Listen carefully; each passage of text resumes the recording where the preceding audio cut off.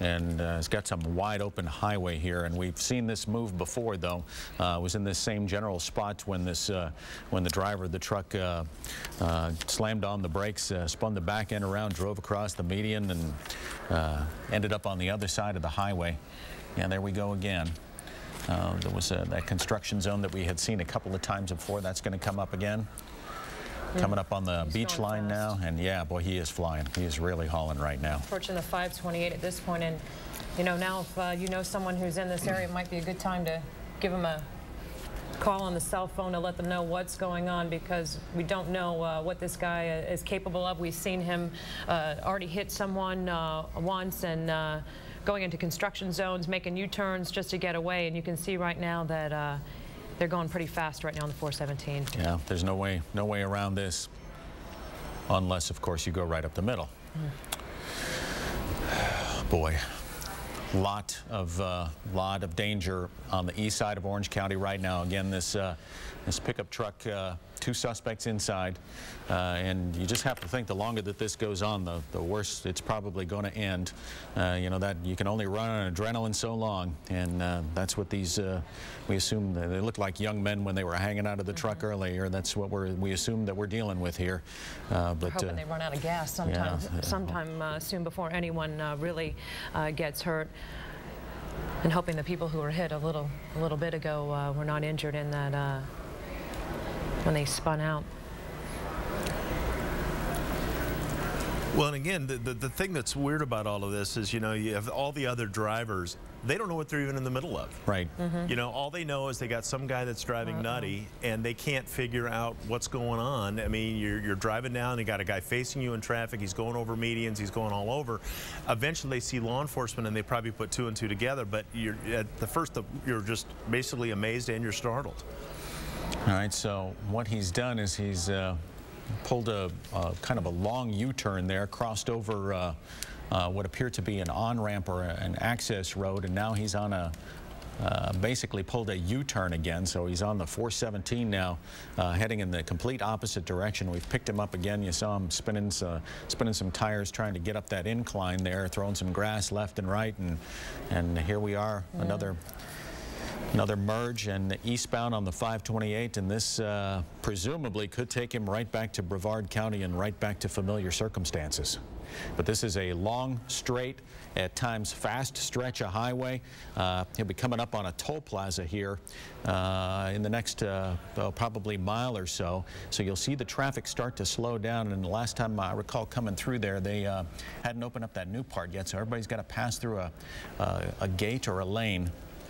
And interesting to see what they do to get through it. If there's any silver lining, though, at least out there, he avoids the congestion of being in the metro area. That is true. I mean, and, you know, you're going to have a convergence of the Brevard County Sheriff's Office and Orange County Sheriff's Office, you know, with the chopper in the air, so they're obviously talking to one another. You know, there's an old standard in the law enforcement business. You might be able to outrun me, but you can't outrun the radio, and that's what they're counting on with this. Yeah, but this, you know, this is going to be one fast, flat stretch right here. It's going to, you know, shrink back down to a couple of lanes, and then it's going to stay this way as it passes through that sparsely populated section of East Orange County. There'll be just a couple of exits, well, if you were looking for a place for law enforcement to close in, this would probably be the place that you would want to try to draw up. And you know, I'm getting a couple on Twitter right now, a couple truck drivers who said, what does this guy look like? They are hearing something's going on right now with this pursuit and want to get a description of this truck and what direction it's going. So if you know anyone who is in this area, give them a call, give them a heads up as to what's going on, because we don't know what this guy is capable of. We've already seen what the total disregard that they've had for other drivers going in the wrong direction, cruising by school buses with kids. I'm just hoping that this ends without anyone getting injured. Speeds are pretty high in this stretch of highway anyway, and you can see that he's leaving most of the traffic here in the dust. Not having to do a lot of weaving, so at least, you know, this part of the pursuit is, you know, has been relatively safe. We're deliberately not showing the position of much of the law enforcement because we don't want to give away anything that they might not want us to put on television. But there you see on the median, on the left-hand side, rocketing by the cars that are, you know, folks possibly heading to the beach or just on their way home from work, and continuing that eastbound drive towards the coast, heading from Orange County back into Brevard County, where this thing all began almost an hour ago now. And they've avoided those stop sticks twice so far, and right now at this point, police hovering from above, watching where this guy's going to go, and it's tough with all the maneuvering he's been doing.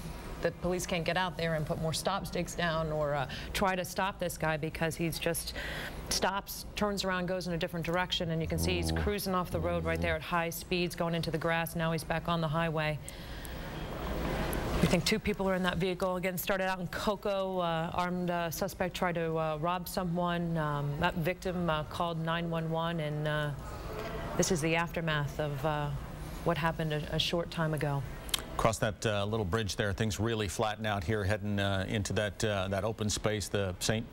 Johns River Basin, and it's wide open spaces basically until you get into the heart of Brevard County, crossing US 1 and back into the major population area. So this is about as remote as it gets.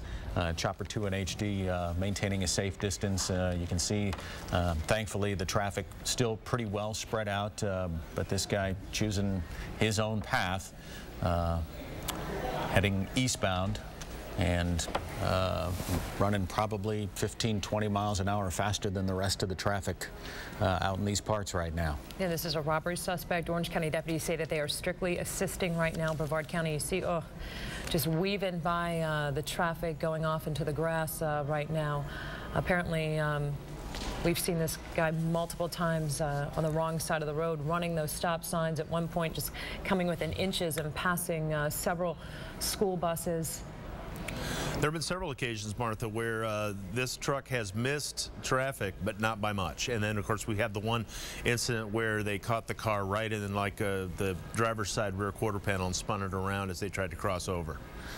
Yeah, I guess we can be thankful, because some of the scenes earlier, especially early on in this chase, when he was running through some fairly heavily traveled residential streets, and there would be school children with their backpacks walking on the sidewalk not too far from where this was all going on, and you know, thankfully he was able to avoid that. And then that one bizarre scene that was near a school, when he actually slowed down in the middle of the pursuit. There were 4 or 5 guys on the sidewalk, and the driver and the passenger were both hanging out of the truck and just showing off, I guess, is the best way to describe it. And you know, as soon as they got their supposed props, they were back in the seats and back in the middle of the pursuit.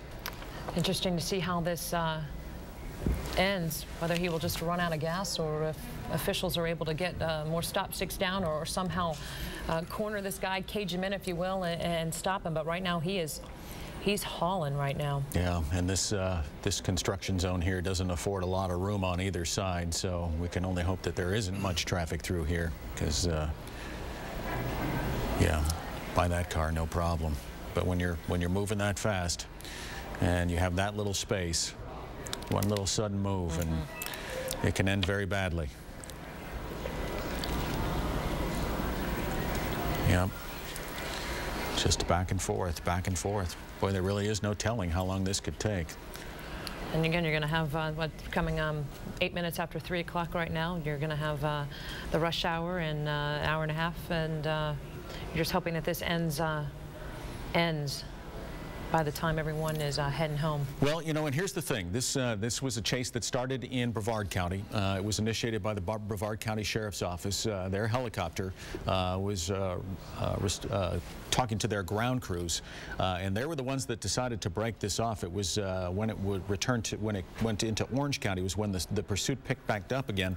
You have to wonder, if the suspect does make it back into Brevard County, do they resume the pursuit, or do they just let him go? Do they think they have enough of a you know, vehicle description, maybe a tag number, and you know, a description of the suspects, that they know that they will eventually catch this guy, and that you know, it's much safer to let him go than to try to break him, you know, try to bring him down. Well, what we don't know in this situation, though, Jim, is if this is a stolen vehicle. I mean, if they thought for a second that this was the actual owner behind the wheel, then you're right, they would have some identification, they'd have an idea who they were chasing. But in cases like this, it's often the case that they're in a stolen car, so if they don't catch them while they're in the car, I mean, that's really the conundrum for law enforcement. They don't catch them in the car, they eventually find the car and they don't have the guys. Yeah, and you know, the way he's been driving with the total disregard, you know, if that was your truck or my truck, I don't know that I would be in such a hurry, and I certainly don't know that I'd be trying to squeeze over into the median in a pickup truck traveling at high speed, where you know that you're, you know, 2 seconds away from a fishtail and a rollover accident where it all ends very badly. So that's a pretty darn strong point there, Dave. Let's see if he tries to get by these two vehicles, which he has in the past by running on the shoulder of the road. But it looked like he was getting close to hitting it. That was sand in the median, and get caught in that, and you're going to have trouble. Yeah, it's a pretty fair stretch that from where he first got onto the beach line to get to the Brevard County line. I'm going to guess it's about 15, 16 miles, and we're probably getting. Ooh, that's close. Yeah, we're probably getting close to where that that next significant border crossing is going to take place, and then whether or not this pursuit is going to continue. And the tactical reality for law enforcement is, of course, they want to get the pursuit stopped. Of course, they want to get these guys in custody, but they want to make sure that they pick their spot. They make sure that whenever they make their move, if you will, if they can get stop sticks in front of him, if they can get him boxed in somehow, they want to make sure they can do it without anybody else getting harmed. And that's been the difficult thing in all of this, because the guys continue to show that he will drive anywhere and as fast or as slow as need be to try to avoid capture. And law enforcement can't go just charging in there. They have to be very cautious, very careful, keep eyes on, if you will, and make sure they don't let the person get away or the persons get away. But they also got to make sure that they don't cause any other difficulty, any other harm to people by going after this guy. All right, did want you lunch? Well, we knew that little blip was going to come there, but back on the pursuit from Chopper 2 HD, and you're watching West 2 News live coverage of this pursuit that's happening in East Orange County, getting close to the Brevard County line. We've been on the air with this for about 45 minutes now. A robbery suspect. An incident that started at Clear Lake and Lake Drive in Cocoa. Suspects tried to rob a person. They did say the suspect was armed with a weapon at the time. The victim in the robbery was not injured. The suspect, and now we've learned a second person, took off in this black pickup truck. The victim started this by calling 911. Brevard County Sheriff's Office had a unit in the area, were able to track down this suspect and gave pursuit, and the suspect took off immediately when the red lights came on.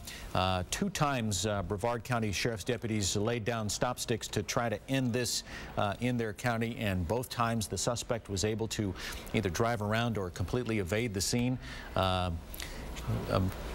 in Brevard County now. So we have crossed over into Brevard County. I'd be curious to know from law enforcement and from our folks in the helicopter who might still be involved in the pursuit. We did see the Orange County Sheriff's deputies that were maintaining a relatively safe distance earlier, along with the Florida Highway Patrol, a couple of troopers' cars that were involved. We'll try to get that information to you as soon as we can. Going back to the pursuit and what happened, the Brevard County Sheriff's Office, in pursuit of the vehicle, called off that chase. They said it was too dangerous. You see a car actually pulling off the highway there to get out of the way of this. Their helicopter was able to relay information to the Orange County Sheriff's Office. Their chopper went up in the air, and that's when the pursuit resumed. Came basically in on the 528. Onto the 417, got off on Cimarron Boulevard, went both north and southbound on Cimarron Boulevard, ended up on Lee Vista Boulevard, on the 408, both directions on the 408, then another big jog to the south and to the east, back onto the beach line, and here we are where this all started, back in Brevard County.